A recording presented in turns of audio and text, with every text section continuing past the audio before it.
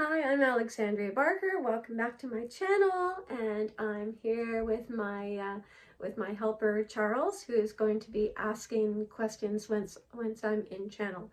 So I just wanted to take a minute and drop down into my heart center, just a couple of deep breaths, all it takes, and I'm going to connect with the wise ones, and we will see what information Charles has, what questions he has to bring through for us today. So I invite you to join me in taking a couple of deep breaths, 3 deep breaths, just to get centered and balanced and grounded. So planting those feet on the floor if you can. And throughout the transmission that's coming, I invite you to just close your eyes and take it all in. And if you're in a place where it's comfortable and safe for you to do that. So one more nice deep breath.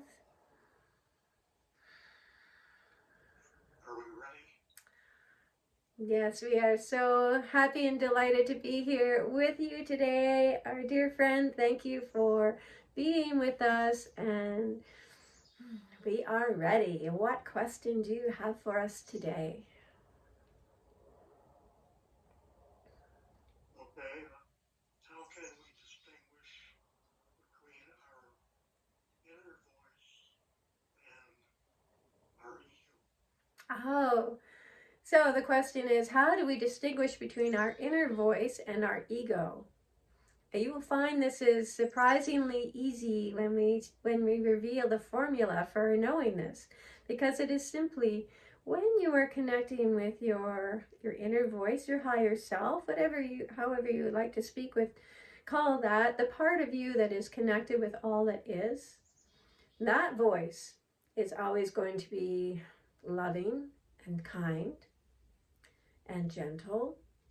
It is not going to say anything that is going to elicit fear from you. You can trust this voice, and you can trust it because as soon as you connect with it, you will feel that feeling in your heart center. You will feel the love, and you will feel the truth in what is being said to you. Now you can compare this to the voices that generally you hear in your head. And for most people, that voice is a far more critical nature. That voice is generally telling you that when you achieve this, that, or the other thing, then you will be worthy of love. Or that you are completely not worthy, so why are you bothering? Why are you wasting time doing this when you could be doing so many other more productive things? So generally speaking, that is the voice that is kind of ruling the roost for most of you and has been for throughout most of your lives, because is your ego. It is reflecting back to you the same messages that you are hearing throughout your daily life about be fearful of this, or watch out for that, or you're not quite, not quite good enough just as you are. You need to make changes to yourself in order to be worthy of love or worthy of anything else. So that's a very simple formula. So anytime if you ever tuning in and you're picking up on something and you're hearing information that sounds angry or cold or is not making you feel happy and loved, then you know that is not your higher self. And if you were using this technique and connecting with loved ones, perhaps who've crossed over, and you're receiving messages from them that are not of love, you are not connecting with them. So there's a very simple way to just to check in and know that you are receiving the truth, because the truth will always be uplifting and of a positive nature. We feel this has answered that question. Do you agree? Yes. Okay, the next question: how do we find our power to navigate collapsing systems and forge better ones? So just to be sure viewers are hearing this question, we will repeat this again. How do we navigate our power and navigate through systems that are collapsing while forging new ones? This is the question. Yes. Well, things sometimes will feel bumpy, but they really are in the process of smoothing themselves out. So how to navigate is always to come back into your heart center and check in and see what is true for you. What is true for you, because there will always be alternatives. Let us give an example of, oh, what example should we use? There are so many, because so many of your systems are crumbling. And so all you really need to do is just to take from, even there's still going to be some kernels of truth, some grains of things that will be beneficial and helpful for you. So look for the truths. Don't allow yourself to become overwhelmed. I mean, you hear so much. The school systems are crumbling. The hospitals and the medical systems are not being as effective as they once were. There's too much reliance on pharmaceuticals and not enough on basic health care, such as moving your body and eating healthy food and drinking water. The governments are crumbling. So it's easy to hear all of this and become overwhelmed. We would heartily encourage, turn off the news. When you tune into this information, you're filling yourself up with this information or misinformation, and you are attracting more and more of that. Your part of you is looking for evidence to support that. Part of you wants to confirm that, yes, the world is falling apart, and I can cite all these examples. That is only going to produce more and more of that which you do not want. So we would say, come back to a place of trust. Come back to a place where you know that all is well. Come back into your heart and say to yourself, oh, and how does this impact me personally? Not what's best for the world, because that answer is going to be very different on multiple levels for everyone concerned.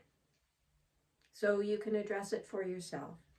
If you are the parent, caregiver, guardian of someone who's attending a school right now, and you are the one making that decision, and you are not in agreement with that school, perhaps it's a public school, could perhaps even be a private school, you have options. If it is a public school that you're disagreeing with, perhaps this is the time to look around into private schools, or to explore the potentials of homeschooling, where you do have more wiggle room, shall we say, in what you are able to present as in terms of a curriculum to the one who is doing the learning and the studying. We would say similarly, if you are concerned about the medical system, you might want to put more attention on how to stay healthy, what you can do on your own level, how you can commune with your body, how you can connect with your body and ask it what it truly needs. Perhaps you need more water. Perhaps you need to be out in fresh air more often. Or maybe you need to address your mental health in ways such as meditation, connecting with your higher self. Turn the noise off, because that is leading to the overwhelm. So how to navigate it is take it in small bites. What is impacting you right now, this minute? Perhaps your body is in perfect working order, but you're concerned that your mood seems to be, you seem to be feeling distressed more often. And this is often the automatic reaction to tuning into all the noise on your social media, on your news channels, even the commercials that are shown. So we would say, if you're sitting and watching TV, either find a way to do that, perhaps recording your favorite shows so you can fast forward through the commercials, Or simply when a commercial comes on, mute it and look away from the TV. You know you have probably 6 to 8 minutes before your show comes back on. So turn your attention away so you are not being exposed. The thing that pulls people in as you are in a relaxed state of mind when you are sitting, it's very mesmerizing to sit and watch TV, and you're actually in a very receptive brain mode, and where these messages go directly in, because you're just predisposed to accepting whatever is being presented to you, and you have been trained your whole lives to believe that this is true. So by turning your attention away from that, by watching more positive shows, by being more mindful of what you're exposing yourself to, those things will lessen and lessen and lessen. So it's being more responsible for what you're exposing yourself to. That is a way of navigating your way through. Turning down the noise. Don't don't allow yourself to be an easy target for those who are wanting you to think and then behave in a certain way. So in this, you can apply this to everything. We've already looked at school. We're looking at the medical system, being more reliant on and responsible for yourself in what you're putting in your body. So turning away from the fast foods, taking the time to prepare beautiful, nutritious food for yourself and your loved ones that will not result in these medical issues. Basic health care that you can provide at home. Now, as far as things like the government goes, that is all shifting and changing constantly. That is where we want you to come back to the knowing that you do have the power, because everything is shifting in order to match up to what you are projecting. Again, there's no out there. It is all happening inside of you, and all these things are reflecting back to you. So simple practices such as going into a relaxed state of being, a relaxed brainwave, and focusing on what you would prefer. So your heaven on earth, focusing on what that means to you. What do you want to see from your government? What do you want to see from your doctors, from your hospitals, from your schools? Focusing on that which you wish to receive, on that which you prefer to see around you, and focus on that and making it as real as you can, and then releasing it out and sending that love all around the globe. This is shifting, as has been recently discovered. You have the ability, as you come to collective, this is recently told to you by by Sarah Landon's council, who we know both you, this channel, and Charles delivering these questions. We're able to downgrade this storm to a much more manageable level through prayer, through thanking the universe for in advance for protecting the animals and the people and their properties. So more of that as you come together collectively. But always, first, it is for you. It is for you to, if you find yourself worried and upset about the state of the world, spend some time and ask yourself, what exactly is it that upsets you? And often just imagining, if you can't quite picture what a perfect world would be for you, what is the opposite of what is upsetting you right now? What is the opposite? And put yourself there and send that out to the world. This is what I wish for my beautiful world. This is what I wish for the children who are entering into schools now. This is what I wish for new doctors who are coming in and wanting to establish their own medical practice. So, and does this answer your question? Yes, it has. Thank you. We may have time for one more quick question. I know we're coming to the end of our time for this session. Did you have another question for us? Yes. How do we find our passion? And how does this play into awakening? This is a wonderful question. How do you find your passion? Because that's something we want for all of you. Find what lights you up. Find what makes you want to leap out of bed in the morning. So how do you do that?